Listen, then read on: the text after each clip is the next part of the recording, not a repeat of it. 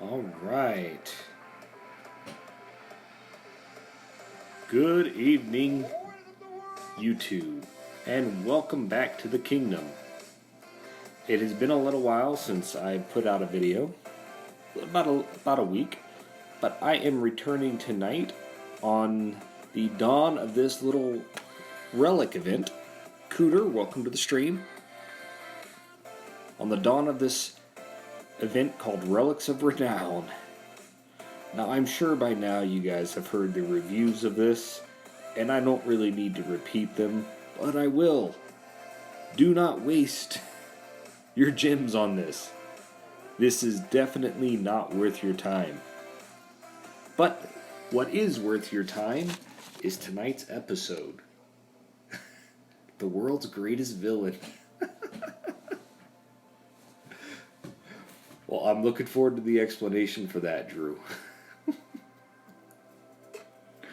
Alright, so a little bit of update.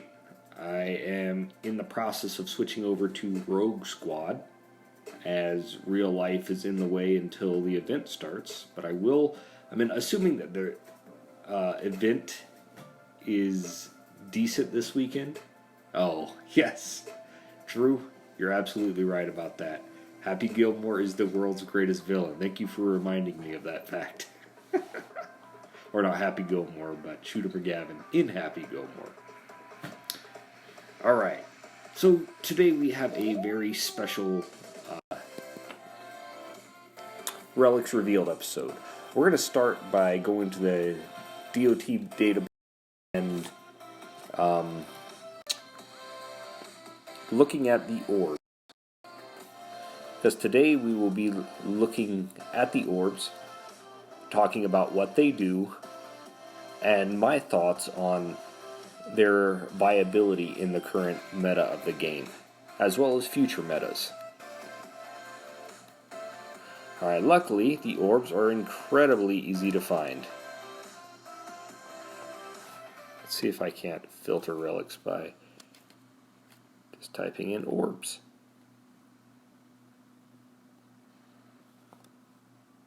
And that didn't work, so we are going just to delete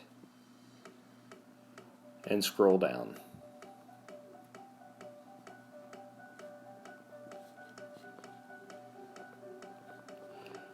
Keep scrolling. Alright, so here we have the orbs. There are officially 6 of them. See you, welcome to the stream. Alright, here we have the Orb of Death. Now, what makes these orbs unique is the fact that not only do they give 30% Titan and Army damage of their specific element type, but they also give 2 resistances to both Titan and Army. 48% total. It is late on the East Coast, and some would consider it late all across the states. Alright, so going from the Orb of Death, we're going to go to the Orb of Duality. This one does lightning. Titan and Army resist against ice. Titan and Army resist against poison. Basically, it's the same formula over and over.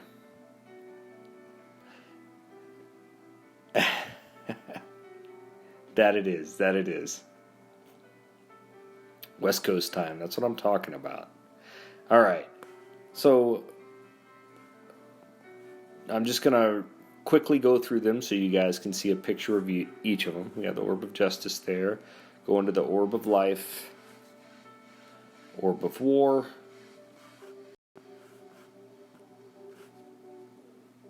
I don't want that. All I want, here we go.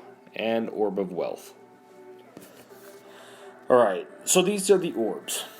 Now, what is it that makes these orbs so good? Because you guys have heard me talk about these as though they are some of the best relics. Now, I'm going to reference my last video. If you guys haven't seen my first Relics Revealed video where I go over how damage is actually done, then I would recommend that you look at the first video in the series, episode 1, where we covered Gungnir and Head of Mimir. But to put it simply, with 90% resistance, this is basically the best, the king of defense at the moment. It's better than armor, in my opinion. Mainly because there is too much armor piercing currently available in the game and not enough armor. And so resistances, you can't really get around unless there's a specific kill called damage or percent damage to Titans.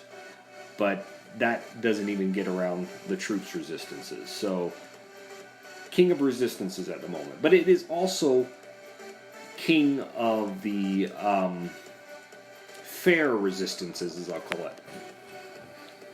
Because it does play by rules, and we're not going to go into the relics that don't play by the rules again.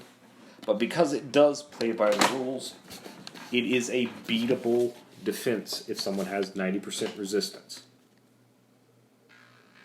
Alright. Now moving on. Now, these relics, going back to my previous description of relics, and I'm going to go ahead and show them in my inventory.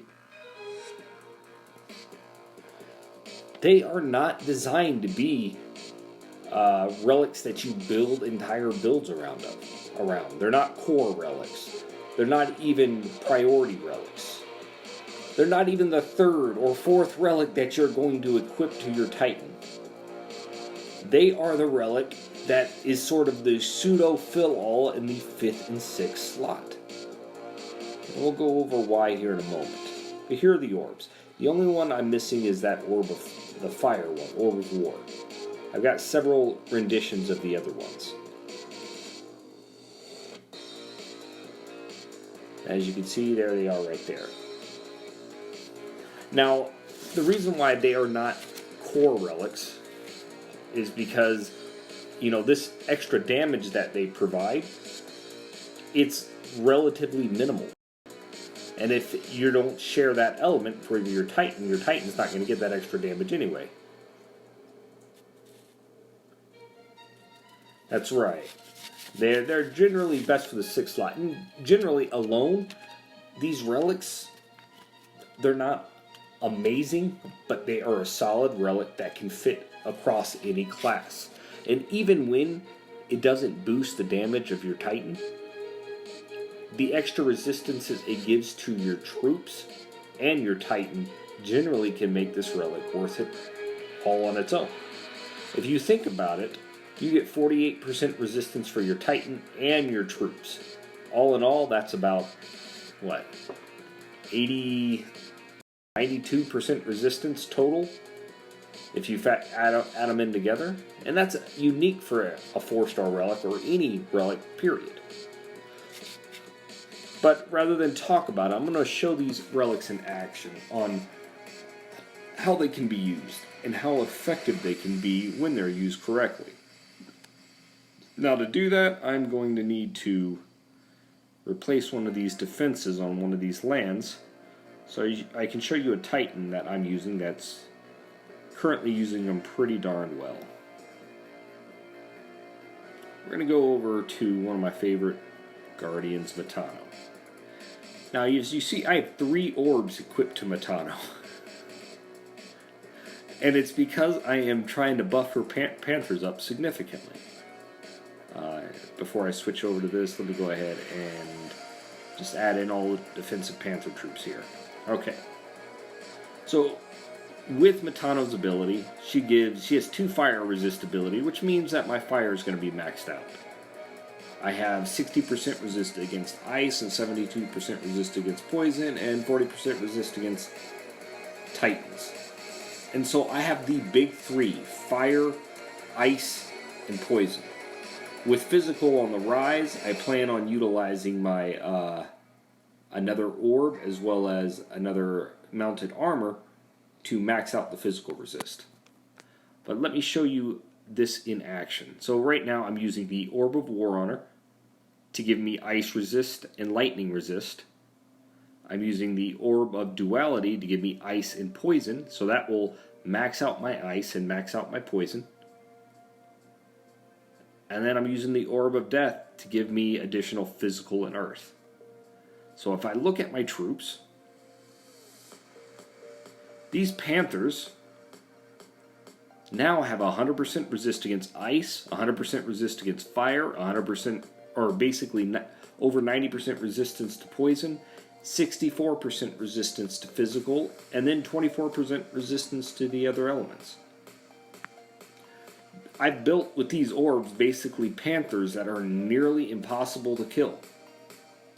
Now they can still be gunned down, there's still higher level troops that can beat them because they are still run by the rules. But with panthers, my reasoning behind this is, the goal with my panthers is just to simply, the max is 90, Cooter. 90% is the max that you can get. So basically I am maxing out what I can. When I open up another relic slot, I'll have physical maxed. Now, the reasoning behind this is, while my panthers aren't going to do a lot of damage, I need my panthers to be able to bridge the gap to whatever units they have as quickly as possible before they're gunned down. And so my panthers need to be able to take a shot or two before they get there. That's what the orbs are going to allow them to do. Soak up some damage while they're charging in. And while their armor is nothing impressive, and their health is only 40,000, 90% reduction to any of those elements that we talked about is going to make those panthers just that much harder to kill. Without the orbs, it would be nearly impossible to get any of these resistances highly leveled up. Because the fact of the matter is, resistances for troops are few and far between. Dawn of Titans made it that way, which is why it's a shock that the orbs came about. So these orbs are incredibly effective. Now, going into why resistance is better than armor in the current meta, I am going to actually need to show you another Titan. And I just want to give you guys a comparison to look at. This comparison will hopefully give you an idea of how much armor you would actually have to stack to be effective. Not necessarily. Drew, I'll go over that in a moment, but let me go over these archers right now. So my archers, the way they currently are, with an X skill Titan with armor piercing, I've got 200% armor piercing. Yes, they are good for rangers, I'll tell you that. But this armor piercing allows that anyone that does not have 198 armor piercing gets no benefit at all from stacking armor. And I don't really take any detriment from stacking the armor piercing, because the armor piercing just comes with the relics that I have currently in here. And so for someone to actually effectively use armor, I still have a 6th slot I can throw in more armor piercing on, or even exchange one of these relics that need more armor piercing. I could essentially stack close to 260, 270% armor piercing, which would essentially make it impossible for armor to be stacked against my character. This is why armor is bad in the current meta. Because if there's an X skilled Titan out there, it doesn't matter how much armor you have, or even if you have an armored ability. And I'll give you another example of that. So I'm going to go over to my Mamesh here. I've got two armors items on this Mamesh for my Panthers. And he has an X armor skill. And yet my armor is only 141%. These Panthers would be eaten alive by those archers. And these Panthers are higher level. And so I'm going to go ahead and say it now. And I've been thinking it for a while. Armor is dead. It might as well just be a useless skill. Even if you don't have an X skill armor piercing, stacking enough armor piercing due to the relics that are available is very simple. You get the 125, 130% mark, you basically have it covered for any troop or Titan that doesn't have an X skill for armor attached. You get yourself up in the 150, 170 range, and most of these troops you're going to fight, they're not going to have any armor against you either. Only when you're facing level 24 and level 25 who have maxed out perfect relics are you going to have to stack even more armor piercing than that.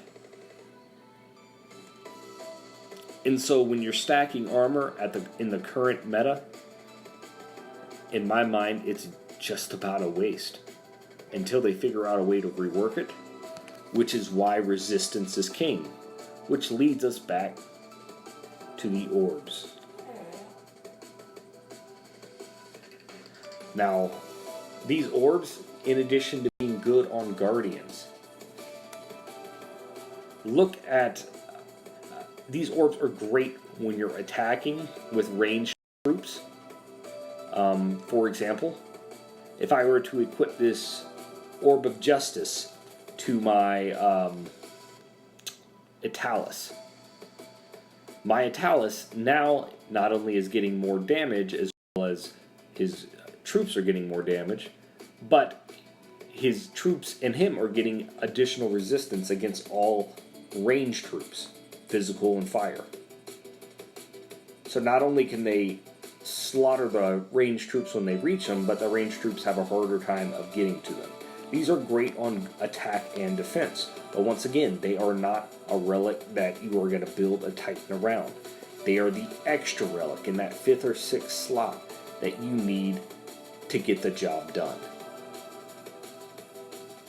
And so these relics, I praise their versatility. They're a balanced, very good relic that's out there. They're not overpowered in any sense. They require additional abilities or additional relics to make these things really pop off. But if you have several of them, you can combine them on builds like this. Or if you know that the meta is currently surrounding Odin and his lightning damage, throw on a few relics to give resistance to lightning, throw on your resistance to lightning orbs, right here, like the Orb of Wealth, and you can get that particular element maxed out, giving you a better defensive chance against whatever attacks you. Now, let's see. The other thing that is still up in the air in my mind, and what I actually wanted to test tonight with you guys, is whether or not these orbs actually boost the damage of troops that are outside of their damage type. I know that it doesn't boost the Titan, but I've seen multiple videos and seen multiple renditions of people talking about whether or not these things work in practice. Because if so, what would happen is that you could have Panthers going in and doing 30% extra ice damage, thus getting around some of the issues that plague having all damage subtype. And so today, to bolster our ideas, we are going to, I want to find a defense that has a bunch of pikemen. Pikemen, I think, would be a good defense to look at. I will be in Rogue tomorrow. Unfortunately, I joined this league. I capped a land while I was in non-toxic, and so when I left, I had to be booted. When I came here, I didn't think that restriction of joining another alliance was still in place, because I had already changed league, but apparently it is, because I haven't capped a land while I was here. So tomorrow I will be in Rogue. At the moment, I am in a dead alliance in Gold League, because I was just trying to farm some gold up.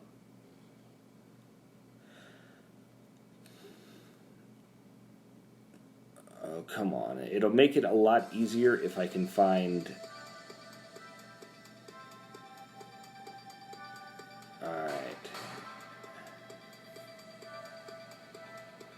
Alright, this will be good enough. Oh, that's already... Alright, so here we go. We're going to raid here. And to make sure my Titans are getting no unfair advantages. We have to create a baseline of stats. So I'm just going to throw an Astaroth in there that buffs Goliaths. And we're going to have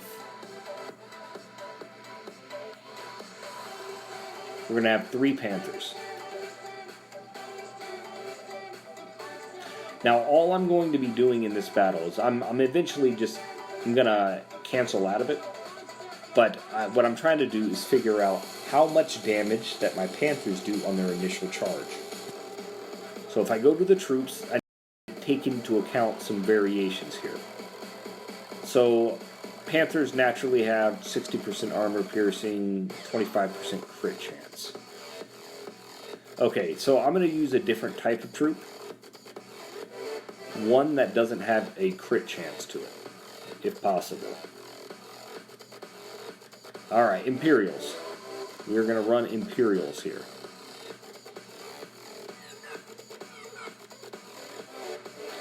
Alright.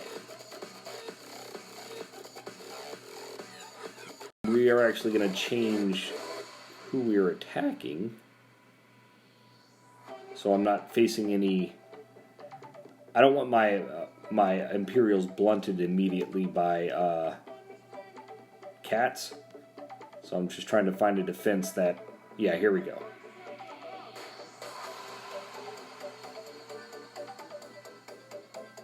Alright, we're going to throw in 5 just to be safe.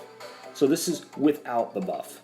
This is what we're looking at. We're looking at for the base damage that Astaroth does.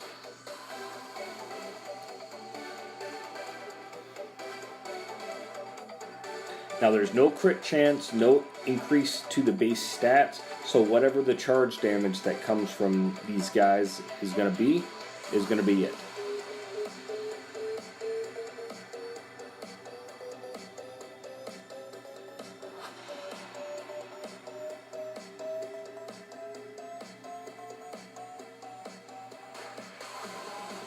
Alright, here we go. 1,116.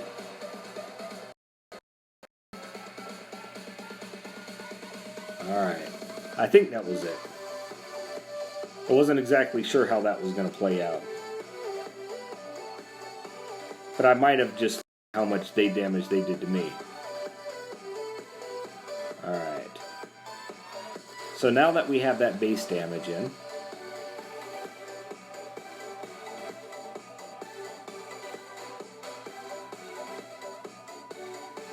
we are going to look for an orb that does not hold ice damage.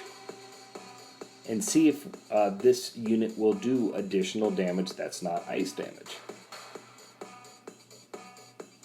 Orb of Justice yeah, it does ice damage. Okay. So we're going to look at the Orb of Wealth. Actually, 2 Orbs of Life, Orb of Duality. Yeah, we're just going to do an Orb of Wealth. Now, if we look at this, we are going to notice that no damage is buffed here. The only thing that we're seeing is we're getting resistances. So if we see a larger number than what we saw in the original attack, we know that these relics do additional damage that is not the traditional type. Now it says right there that it buffs earth damage. So let's see. I'm going to zoom in here. Oh, holy cow, guys. Did you see that difference there? We did 12,000 damage. So I'm gonna go back and do this one more time without it. I saw those numbers flash up with 12,000. And actually, let me go back a little bit on this video and see what I saw the first time around. Alright. So give me a moment.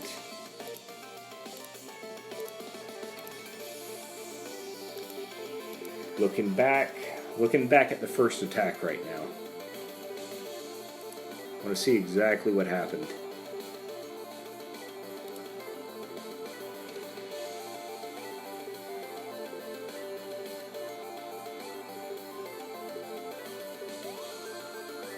$9,443 damage is what the initial attack did on the first attack. And in the second one,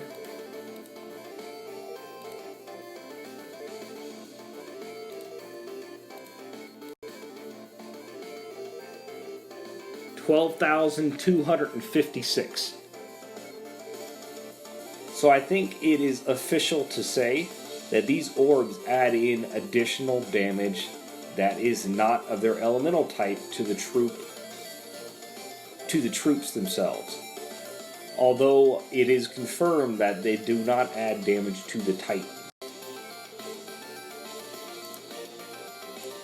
So go back, watch this video, guys, if you need to see so. But these orbs, they add the troop damage as well as give the defense, making them that much more valuable, at least in my mind. Alright, now that concludes episode 4 of Relics Revealed. These orbs, I am a huge fan of, once again, simply because they are balanced, and what you can do with them is very versatile. They belong in almost every build. And while every Titan won't prefer to use them, I look at them in the same way that I look at the 5-star relics, in the sense that the 5-star relics are class unique, and only their specific class can use them. These orbs can be used across all classes, but not necessarily every Titan's going to want them. With that said, it looks like my son is up, so I've got to start feeding him. I want to thank you guys for taking time to come and visit the kingdom. I hope you guys enjoyed this episode, and I look forward to making a few more videos this weekend. You guys take care.